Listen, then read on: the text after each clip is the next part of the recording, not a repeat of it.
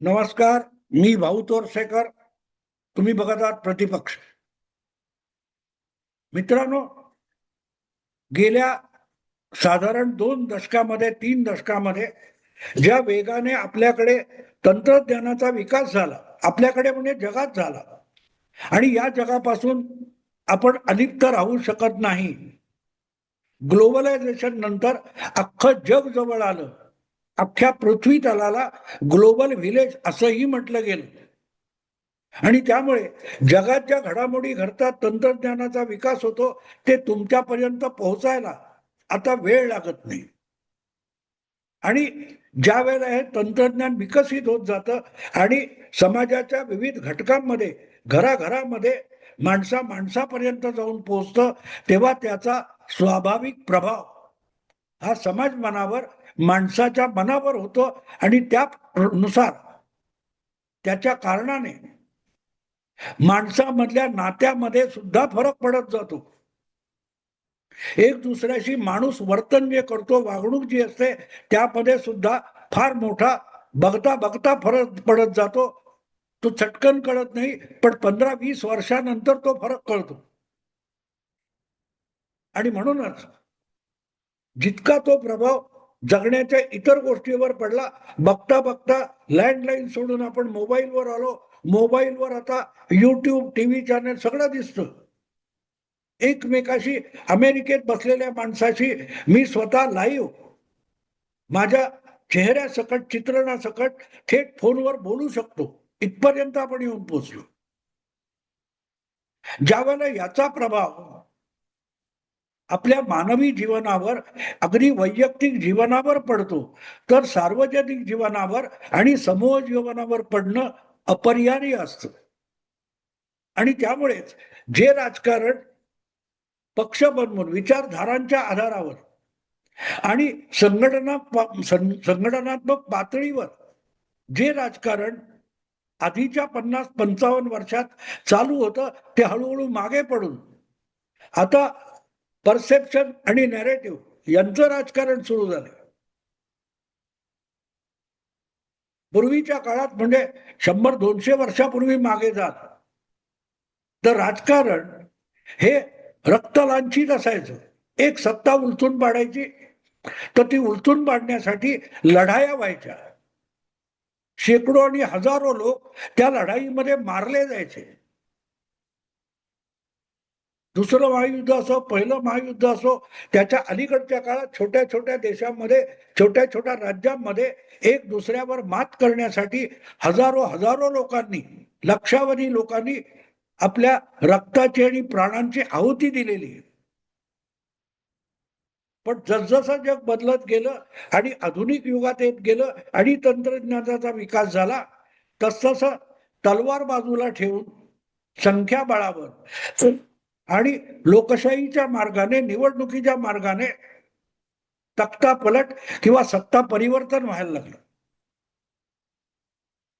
आणि आता ते सत्ता परिवर्तन करण्यासाठी सुद्धा आंदोलनाचा मार्ग, विरोधाचा मार्ग, वैचारिक वादाचा मार्ग, असे विविध पर्याय निवडले गेले. मिरवणुका, सभा, जनमताचं परिवर्तन या मार्गाने एखाद्या मुजोर सत्ताधीशाला सुद्धा जनतेला शरण यायला भाग पाडून सत्ता परिवर्तन होऊ लागलं. पण जसजसं तंत्रज्ञानाचं युग आलं, त्यानंतर मोठमोठे मोर्चे वगैरे घ्यायची गरज नाहीये. नरेंद्र मोदी हे देशाचे पंतप्रधान झाले, त्यासाठी त्यांनी जी निवडणूक लढवली, ती आपल्याकडच्या निवडणुकीतल्या तंत्रज्ञानाचं पुढलं पाऊल होतं. ट्विटर असो, सोशल मीडिया असो, टीव्ही चॅनल असो, युट्यूब असो, फेसबुक असो, असे जे व्हर्च्युअल प्लॅटफॉर्म आहेत, म्हणजे तुम्ही एका जागी, आता मी माझ्या घरात बसून बोलतोय, हा व्हिडिओ मी अपलोड करीन, तेव्हा तुमच्यासारखे हजारो लोक आपल्या जागी बसून, आपल्या घरात किंवा आपण गाडीतून कुठे प्रवास करतोय, तिथे सुद्धा माझा व्हिडिओ ऐकू शकता. समजा मी हाच व्हिडिओ लाईव्ह करायचा ठरवला, तर मी जेव्हा बोलत असतो तेव्हा रिअल टाइम त्या क्षणी तुम्हाला तंत्रज्ञानामुळे तो तुमच्या चालत्या गाडीत सुद्धा भाऊ आता काय बोलतोय हे ऐकता येतं. किंवा एखाद्या चॅनेलवर एखादा प्रवक्ता कुठल्या तरी पक्षाचा हा गाडीतून प्रवास करतोय आणि त्यावेळेला तो कुठल्याही चॅनेलवरच्या चर्चेमध्ये सहभागी होऊ शकतो किंवा प्रतिक्रिया देऊ शकतो. त्यामुळे सार्वजनिक जीवन या सगळ्या तंत्रज्ञानाने एवढं प्रभावित केलेलं आहे की संघर्षाचे मार्ग बदलले. एक मुलगा अमेरिकेत बसतो आणि आपल्या सरन्यायाधीशांनी जे काही वक्तव्य केलं होतं त्याच्यावर चिडून कॉक्रोच जनता पार्टी नावाची एक पोस्ट त्या काही ट्विटरवर किंवा कुठेतरी टाकतो आणि बघता बघता 2 कोटीपेक्षा अधिक लोक त्याला फॉलो करायला लागतात आणि मग कॉक्रोच जनता पार्टी नावाचा एक तमाशा सुरू होतो. तो किती बोगस होता हे आपण आता बघतोय. पण गंमत असं आहे की 2 कोटीपेक्षा अधिक लोकांनी त्याला लाईक केलं ही तर वस्तुस्थिती आहे. त्याच्यावर चर्चा झाली ही तर वस्तुस्थिती आहे. तो मुलगा असा काही फार मोठा नामवंत प्रज्ञावंत वगैरे बिलकुल नाहीये. पण कोणतरी आपल्या नाराजीला आवाज करून देतोय असं वाटल्यानंतर लाखो लाखो लोक तुम्हाला निदान सहानुभूती दाखवायला लागतात. हा जनमानसावर पडलेला प्रभाव आहे. जेव्हा हे तंत्रज्ञान नव्हतं तेव्हा तुमचा आवाज किंवा तुमचं मत किंवा तुमच्या भूमिका ह्या हजारो लाखो लोकांपर्यंत पोहोचवायला मोर्चा काढणे, मिरवणुका काढणे, रथयात्रा काढणे एवढेच मार्ग होते. 1989-90 मध्ये राम जन्मभूमीसाठी जे आंदोलन सुरू झालं त्यामध्ये रथयात्रेने मोठी भूमिका बजावली. 2-2 महिने अडवाणी वगैरे हे ती रथयात्रा घेऊन देशाच्या अनेक भागामध्ये फिरत होते. त्यांच्याबरोबर हजारो लोक होते आणि त्यामुळे राम जन्मभूमीचा मुद्दा हा देशातल्या करोडो लोकांपर्यंत पोहोचला. पण त्याच्यामध्ये 2-3 महिने गेले होते. हजारो हजारो कार्यकर्त्यांना पायपीट करावी लागली होती. घरदार सोडून त्या रथयात्रेत सहभागी व्हावं लागलं होतं. नेत्यांना डझनावारी भाषणं करावी लागली होती. आज हे काम एक सोशल मीडियामध्ये पोस्ट टाकून होऊ शकतो आणि त्यामुळे एकूण राजकारण जे आहे आजचं हे प्रत्यक्ष माणसाने माणसाला भेटण्यापेक्षा आणि एकमेकाशी बोलण्यापेक्षा संवाद करण्यापेक्षा तंत्रज्ञानाच्या माध्यमातून आपल्या भूमिका सामान्य माणसापर्यंत हजारो माणसांपर्यंत अल्पावधीत पोहोचवता येतात आणि त्याचा आपोआपच प्रभाव राजकारणावर पडलेला आहे. आपल्यापर्यंत बातम्या घेऊन येणाऱ्या पत्रकारितेवर मीडियावर त्याचा प्रभाव पडलेला आहे आणि त्यामुळे राजकारणी आपल्या परीने राजकारण करत असतात. पण दुसरीकडे त्या राजकारणाच्या बातम्या रंगवण्यात धन्यता मानणाऱ्या अनेक पत्रकारांना हळूहळू त्या राजकारणाची बाधा झालेली आहे. ते म्हणतात ना, ढवळ्या शेजारी बांधला पवळा, गुण नाही पण वाण लागला वगैरे, काय म्हणतात ना, वाण नाही पण गुण लागला वगैरे, तशी परिस्थिती आहे. अनेक वाहिन्या, अनेक छोटी मोठी माध्यमं आणि त्यामुळे पत्रकारांची संख्या गेल्या 20 वर्षामध्ये 100-150 पटीने वाढलेली आहे. कदाचित 500 पटीने वाढली असेल. तुमच्याकडे बातमी आणणारे सुद्धा आता कोणी एक एक पेपर एक चॅनेल राहिलेला नाही. अक्षरशः शेकडो झालेले आणि त्याच्यात कोणाचं वाचावं कोणाचं ऐकावं याची तुमची तारांबळ होते आणि या सगळ्यातून सामान्य माणसाचं, सामान्य नागरिकाचं, मतदाराचं मत बनवण्याचा प्रयत्न होत असतो. आणि त्यामुळे राजकारणाची लढाई ही तलवारीतून सुटली, मतदानातून सुटली आणि पक्षीय संघटनांच्या जंजाळात येऊन अडकली होती. तिथूनही ती आता हळूहळू निष्ठत चाललेली आहे. आता राजकारणाची लढाई ही प्रत्यक्ष राजकारणी लढायचे त्याच्या पुढे जाऊन परसेप्शन आणि नॅरेटिव्हची लढाई झाली. नॅरेटिव्ह याचा अर्थ तुम्हाला काही गोष्टी अशा सांगितल्या जातात त्या खऱ्या पण असतात आणि खोट्या पण असतात, पण त्यातून तुम्हाला प्रभावित करण्याचा प्रयत्न होत असतो. 2024च्या निवडणुका आठवा. अब की बार 400 पार असं भाजपने म्हटलं आणि भाजपच्या एका अयोध्येच्या खासदाराने 400 जागा मिळवल्या की आम्हाला घटना बदलायची असं खुळ्यासारखं विधान केलं. त्याचा विरोधी पक्षांनी इतका फायदा उठवला की जणू काय मोदी परत 400 जागा घेऊन जिंकून आले तर आहे ती घटनाच रद्द केली जाईल. आणि यातून मोठ्या प्रमाणावर मुस्लिम मतदार बिथरला. मोठ्या प्रमाणावर दलित, जो बाबासाहेब आंबेडकरांना दैवत मानतो, त्यांना असं वाटलं की अशा रीतीने घटना बदलणार किंवा घटना रद्द करणार म्हणजे आपल्या दैवताचा अपमान आहे. आणि हा मोठ्या प्रमाणावर मतदार हा बघता बघता भाजपच्या विरुद्ध गेला आणि भाजपला त्याचा पत्ता पण लागला नाही.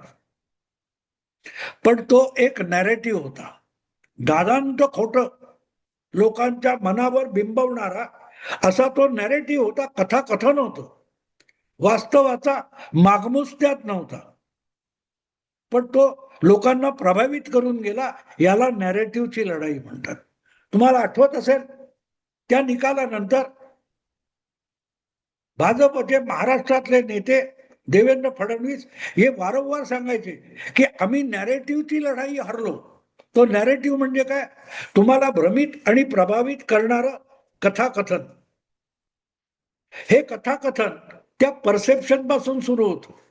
परसेप्शन म्हणजे एक कल्पना असते, एक कल्पना उभी केली जाते. आम्हाला चंद्रावर जायचंय आणि मग चंद्रावर जाणं म्हणजे काय याच्यावर शेकडो शास्त्रज्ञ काम करायला लागतात, पण ती कल्पना असते. आपण उठलो, चालत निघालो, रेल्वेने किंवा विमानाने चंद्रावर पोहोचू असं नाहीये. चंद्रावर पोहोचणं ही कल्पना आहे, परसेप्शन आहे. त्यासाठी अपरंपार कष्ट घ्यायला लागतात. तेव्हा त्यासाठी आवश्यक असलेली यंत्रणा आणि साधन सामुग्री तयार होत असते. निवडणुका जिंकण्यासाठी आजकाल राजकीय पक्ष अशा परसेप्शन तयार करतात. भारतीय जनता पक्ष हा मुस्लिमांचा कट्टर विरोधक आहे आणि त्यामुळे भाजपच्या हाती निरंकुश सत्ता आली तर आपल्या देशातल्या मुस्लिमांचं शिरकाण होईल. भाजप हा भटा बामणांचा पक्ष आहे, शेठजी भटजींचा पक्ष आहे. त्यामुळे भाजपला जबरदस्त सत्ता मिळाली, शक्ती मिळाली तर मग चातुर्वर्ण्य आणला जाईल आणि ब्राह्मणवादी संस्कृती इथे परत रुजवली जाईल, ज्यामध्ये दलितांना स्थान नाही, असं परसेप्शन निर्माण केलं जातं. आणि हे एकदा परसेप्शन तयार केलं की त्याचे नॅरेटिव्ह तयार केले जातात, त्याच्या कथा रचल्या जातात आणि त्या कथा लोकांच्या मनावर बिंबवल्या जातात. हे एवढं सगळं प्रवचन मी तुम्हाला एवढ्यासाठी केलं की याची रचना कशी केली जाते. या रीतीने नॅरेटिव्ह आणि परसेप्शनची जी लढाई आहे ती जर एकदा तुम्ही समजून घेतलीत तर तुम्हाला कळेल की महाराष्ट्रामध्ये सध्या असं एक परसेप्शन, एक असा आभास उभा करण्याचा प्रयत्न होतोय की ज्यामध्ये सत्तेत बसलेले मुख्यमंत्री देवेंद्र फडणवीस आणि उपमुख्यमंत्री एकनाथ शिंदे यांच्यामध्ये एकमेकाच्या विरुद्ध चढाओढ लागलेली आहे. एकमेकाचं नुकसान करून किंवा एकाने दुसऱ्याला खड्ड्यात टाकून आपलं वर्चस्व निर्माण करणं, यासाठी या दोघांमध्ये भयंकर मोठी चढाओढ चालू आहे असं एक परसेप्शन निर्माण केलं जातं. आणि मग ते परसेप्शन लोकांच्या गडी मारण्यासाठी नॅरेटिव्ह उभे केले जातात. बघा, एकनाथ शिंदेला डिवचण्यासाठी देवेंद्र फडणवीस आणि उद्धव ठाकरे एकाच विमानाने नागपूरला गेले. दिल्लीत बसलेले गृहमंत्री अमित शाह यांना पंतप्रधान पदाच्या वाटचालीमध्ये देवेंद्र फडणवीस हा अडथळा होऊ शकतो आणि म्हणूनच अमित शाह हे एकनाथ शिंदेना प्राधान्य देतात, बळ देतात आणि गोंजारतात. हे सगळे नॅरेटिव्ह आहेत. म्हणजे मूळ जे परसेप्शन आहे त्या परसेप्शनला अधिकाधिक बळ देण्यासाठी ज्या कपोलकल्पित कथा निर्माण केल्या जातात त्याला नॅरेटिव्ह म्हणतात. आता हे सगळं समजून घेताना अशा रीतीने तुम्हाला अगदी जसा सिनेमा तुम्ही बघायला बसाल आणि तो सिनेमा किंवा नाटक बघताना तुम्ही भावना विवश होणारे असाल तर तुम्ही त्या कथानकामध्ये वाहून जाता. एक विसरता की आपण नाट्यगृहात बसलेले आहोत, आपण सिनेमागृहात बसलेले आहोत. जे काय आपल्या समोर मंचावर घडतंय, रंगमंचावर किंवा जे काही आपल्याला पडद्यावर दिसतंय तो एक आभास आहे. ती माणसं खरी माणसं नाहीये.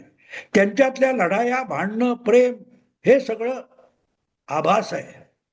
याचा विसर पडून तुम्ही भावना विवश झालात तर तुम्ही त्याच्यात ओढले जाता. आणि म्हणून अशा सगळ्या नॅरेटिव्ह मध्ये एक प्रकारे भावनांचा सरळ हस्ते वापर केला जात असतो. आणि म्हणून मग देवेंद्र फडणवीस किंवा एकनाथ शिंदे यांच्या प्रत्येक वागण्यातून नको नको ते अर्थ काढून त्यांना एकमेकाविरुद्ध तलवारी उपसून कसे दोन लढवय्ये एकमेकांसमोर उभे आहे अशा रीतीने पेश केलं जात. पण हे पेश करणारे एक गोष्ट विसरतात की देवेंद्र फडणवीस असो किंवा एकनाथ शिंदे असो, ते कितीही महत्वाकांक्षी असले, ते कितीही वेगवेगळ्या पक्षात असले आणि अगदी दाखवण्यासाठी एकत्र बसत असले आणि नांदत असले तरी दोघेही व्यवहारी राजकारणी आहेत. उद्धव ठाकरे यांच्यासारखा अहंकाराच्या आहारी जाऊन आणि भावनेच्या वेदनेच्या आहारी जाऊन चुकीचे निर्णय घेण्या इतके शिंदे किंवा फडणवीस उथळ राजकारणी नाहीत. आणि त्यामुळे भले त्यांचं एकमेकाची पटत असेल नसेल पण हातचं सोडून पळत्याच्या मागे जायचं नाही हे त्या दोघांना बरोबर कळतं. आणि म्हणूनच एकनाथ शिंदे हे उद्धव ठाकरेंची पटत नसताना सुद्धा दीर्घकाळ मान खाली घालून आपल्याला योग्य संधी येण्यासाठी दबा धरून प्रतीक्षा करत बसले होते. आणि ती वेळ आली तेव्हा त्यांनी अशी झेप घेतली की उद्धव ठाकरेंना काय होतंय ते पण कळू शकलं नाही. आणि बघता बघता उद्धव ठाकरेंना मुख्यमंत्री पदावरून पाय उतार होऊन एकनाथ शिंदे हे मुख्यमंत्री पदी जाऊन आरूढ झाले. परिस्थिती अशी निर्माण झाली होती की आपल्याकडे एकनाथ शिंदेच्या दुप्पट आमदार आहेत, पण जे राजकीय हेतू साध्य करायचे ते साध्य करण्यासाठी त्या क्षणी उद्धव ठाकरे यांना नामोहरम करणं आवश्यक आहे. तर मुख्यमंत्री पद महत्वाचं नाही म्हणून आपला हक्क असून देवेंद्र फडणवीस यांनी उपमुख्यमंत्री पदावर समाधान मानलं नाही, ते निभावून नेलं. वेळ आली, पुढच्या निवडणुका आल्या, त्यामध्ये आपल्या पक्षाला अधिक भरभक्कम म्हणून आपला मुख्यमंत्री पदावरचा दावा देवेंद्र फडणवीसांनी खुंटा हलवून पक्का करून दाखवला. आणि परिस्थिती ओळखून उपमुख्यमंत्री पद सोडत एकनाथ शिंदेनी उपमुख्यमंत्री पद स्वीकारलं. तेव्हा हे दोघेही नेते इतके व्यवहारी आहेत आणि परिस्थितीनुसार राजकारणात लौकिक होण्याची कला त्यांनी इतकी आत्मसात केलेली आहे की मुख्यमंत्री पद टिकवण्यासाठी किंवा एकनाथ शिंदेना नामोहरम करण्यासाठी कुठलाही मूर्खपणा देवेंद्र फडणवीस करणार नाहीत. आणि दुसरीकडे स्वपक्षाला त्रास देऊन अमित शहा एकनाथ शिंदेना चुकीचं बळ देणार नाही. तिसरीकडे एकनाथ शिंदे यांना सुद्धा लगेच मुख्यमंत्री पद पाहिजे, नाही तर सगळं बुडालं तरी चालेल इतका आतताईपणा करणं हा एकनाथ शिंदेचा स्वभाव नाही. तर परसेप्शन आणि नॅरेटिव्हच्या लढाईमध्ये तंत्रज्ञानाचा आणि तांत्रिक साधनांचा आणि तंत्रबुद्धीचा कितीही कसाही वापर केला तरी शिंदे आणि फडणवीस यांना एकमेकाविरुद्ध उभं करणं हे जे बाजार बुणगे चाणक्य आहेत त्यांच्या आवाक्यातली गोष्ट नाही. कारण एकनाथ शिंदेना मुख्यमंत्रीपदी विराजमान होण्याची इतकी घाई लागलेली नाही, ही वस्तुस्थिती समजून घ्या. मी थांबतो. आवडलं लाईक करा, शेअर करा आणि प्रतिपक्षाला सबस्क्राईब करा. नमस्कार.